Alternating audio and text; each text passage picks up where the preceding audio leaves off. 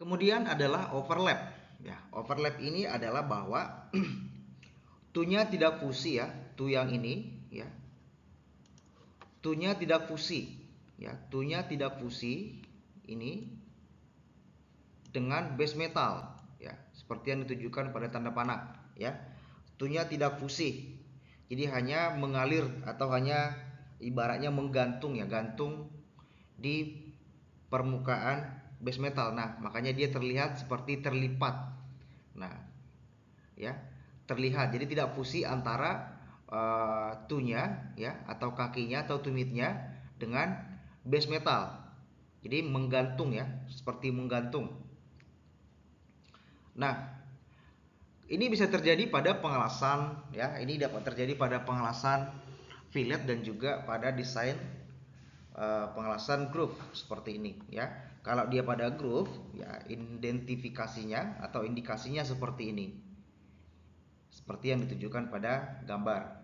Nah, penyebabnya yang paling utama adalah bahwa elektrodanya terlalu buruk gitu ya, elektrodanya terlalu buruk, kemudian tekniknya terlalu kurang tepat gitu ya, tekniknya kurang tepat. Nah, makanya ini untuk pencegahannya boleh retrain welder, artinya uh,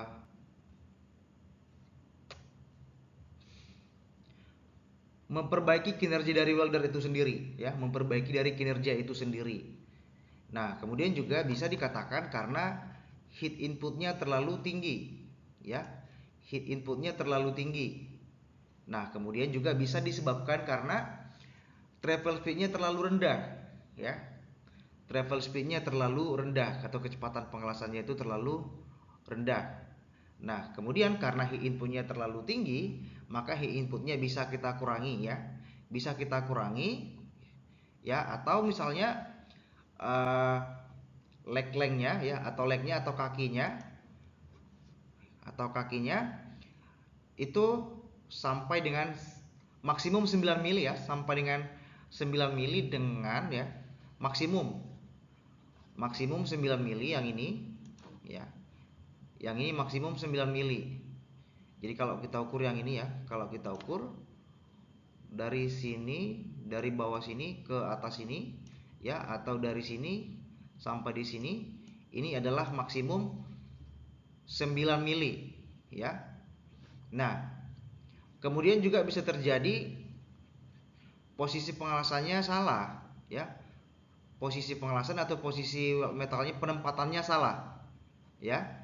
Kalau dia ini biasanya terjadi pada posisi, kalau fillet terjadi pada posisi 2F. Ini paling umum terjadi ya, karena agak sulit ya, agak sulit kalau pengelasannya ini terlalu condong ke sebelah atas ya, condong ke sebelah atas, kemudian dia waving tapi tekniknya kurang maksimal. Makanya terkait yang ini tadi, retrain welder atau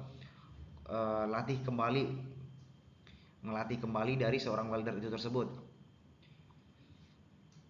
Nah, kemudian terkait dengan flux dari elektrodanya ya, terlalu banyak fluidity ya, terlalu banyak fluidity. Ini sebenarnya kalau dari sisi elektrodanya tidak terlalu berpengaruh ya. Yang penting dia sudah dalam AWS A51 sudah benar.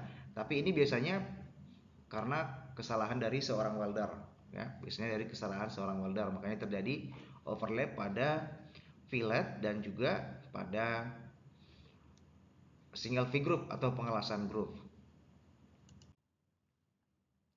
Kemudian berikutnya adalah linear misalignment ya.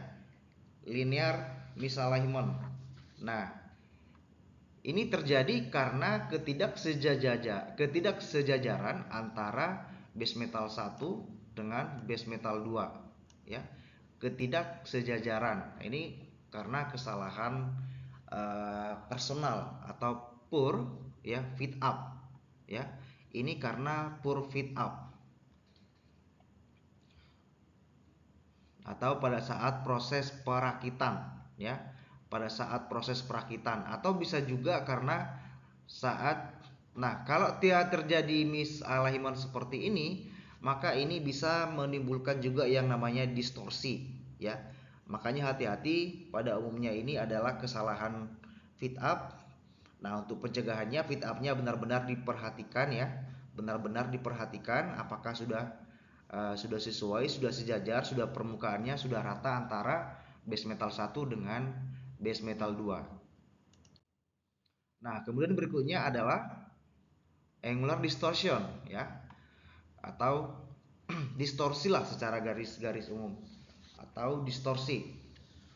Nah, distorsi ini kalau kita perhatikan ya, bahwasanya antara base metal 1 dengan base metal 2 ya, tinggi sebelah ya, tinggi sebelah ya, tinggi sebelah antara base metal 1 dengan base metal 2 ya, antara base metal 1 dengan base metal 2. Nah, distorsi ini secara general ya, secara general merupakan perubahan, dia terjadi perubahan bentuk ya. Ada perubahan bentuk karena apa? Karena adanya panas yang berlebih pada saat proses pengelasan ya, pada saat proses pengelasan itu berlangsung. Nah, kenapa bisa terjadi demikian? Misalnya karena banyaknya pas atau banyaknya layer yang dia terima pada saat pengelasan. Nah, karena banyaknya layer pas yang diterima itu, maka itu akan meningkatkan yang namanya heat input atau masukan panasnya ya, atau masukan panas yang diterima oleh base metalnya tersebut, maka terjadi yang namanya distorsi. Nah, distorsi ini terjadi pada saat kapan? Oke, untuk kembali ke yang tadi ya, misalnya pas yang pertama ya, kemudian pas yang kedua katakan demikian, kemudian dilanjut dengan pas ketiga, kemudian keempat, kemudian kelima, kemudian disambung lagi sampai dengan pas berikutnya. Jadi karena terlalu banyak pas begini ya, maka heat inputnya akan semakin tinggi ya. Maka heat inputnya semakin tinggi atau panas yang diterima oleh material itu semakin tinggi. Nah, masalahnya ketika dia terjadi penurunan temperatur ya, ketika terjadi penurunan temperatur, nah saat dia mengalami penyusutan, maka akan terjadi yang namanya ibaratnya kayak magnet gitu ya. Magnet antara kutub positif dengan kutub negatif, yaitu saling tarik menarik. Nah, justru karena dia saling tarik menarik antara base metal 1 dengan base metal 2, maka material tersebut akan kelihatan cembung seperti yang ditunjukkan pada gambar. Jadi ada ketidaksesuaian ketinggian antara base metal 1 dengan base metal 2. Jadi kalau diletakkan di lantai, tingginya sampai misalnya katakan 3 mm. Nah, yang namanya distorsi ini dalam pengelasan sulit dihindari ya, sulit dihindari, pasti ada. Meskipun sudah kita pakai yang namanya strong back atau strip back atau back well, distorsi ini tetap ada. Jadi dilakukannya pencegahan distorsi ini adalah untuk mengurangi angular distortion ya, agar tidak sampai terjadi berbentuk seperti sayap ya, atau tidak sampai melengkung begitu maksudnya, agar tidak sampai tingginya sampai 3 mm gitu. Nah, untuk pencegahannya ini ya, jadi seperti yang kita sampaikan tadi bahwasanya ini kasusnya sama seperti yang linear misalignment, ini kurang lebih sama karena misalignment juga adanya perubahan bentuk ya, adanya perubahan bentuk atau imperfect shape and dimension. Nah, makanya ini bisa karena panas yang berlebih, kemudian ampernya terlalu tinggi, kemudian bisa jadi satu karena take well-nya kurang kuat. Nah, makanya dilakukan yang namanya strong back itu ya, dilakukan yang strong back itu. Nah, kemudian juga bisa jadi karena persiapan pengelasannya ya, atau fit up-nya juga boleh dikatakan buruk karena dia di sini dikatakan hampir sama dengan linear misalignment. Nah, makanya untuk mencegah ini semua maka kita harus sesuaikan semua parameternya dengan WPS ya. kita melakukan parameternya dengan WPS ya. Kemudian satu lagi seperti yang kita sampaikan tadi, kita berikan semacam backing ya, backing untuk penguatan lah ya, untuk penguatan. Jadi antara base metal 1 ini ya, antara base metal 1 dan base metal 2 ini dilakukan dibuat yang namanya backing strong ya, atau strong back atau jig ya, jig atau jack untuk menahan agar tidak terjadi distorsi angular. Nah, berikutnya adalah irregular width ya, bentuk berikutnya adalah irregular width atau boleh dibilang ketidakseragaman dari ketidakseragaman dari kepingannya ya, ketidakseragaman dari kepingan. Nah, kalau kita perhatikan ya, jadi idealnya seperti ini nih, idealnya karena dia startnya dari sini. Nah, jadi yang ini adalah berlebih, yang di bawah ini adalah berlebih ya. Kemudian yang di atasnya kurang. Nah, inilah yang disebut dengan irregular width. Nah, kemudian sebenarnya yang ini yang paling utama penyebabnya ini karena secara personal ya. Artinya apa? Weldernya tidak stabil saat pengelasan ya. Weldernya tidak stabil pada saat pengelasan. Nah, kemudian bisa juga terjadi karena arch blow ya. Bisa terjadi karena arch blow atau tiba-tiba ada letupan ya, tiba-tiba ada hentakan dari filler metal itu tersebut ya. Artinya bisa jadi listriknya atau polaritasnya ya, atau source-nya tidak stabil ya. Source-nya atau arusnya tidak stabil. Itu yang disebut dengan arch blow. Ada letupan tiba-tiba, ada hentakan tiba-tiba. Nah, makanya untuk solusinya, untuk mencegah yang namanya irregular width ini, bisa kita ganti dengan polaritas AC dari DC, dari direct current ke alternating current ya, agar tetap terjadi yang namanya short circuit ya, atau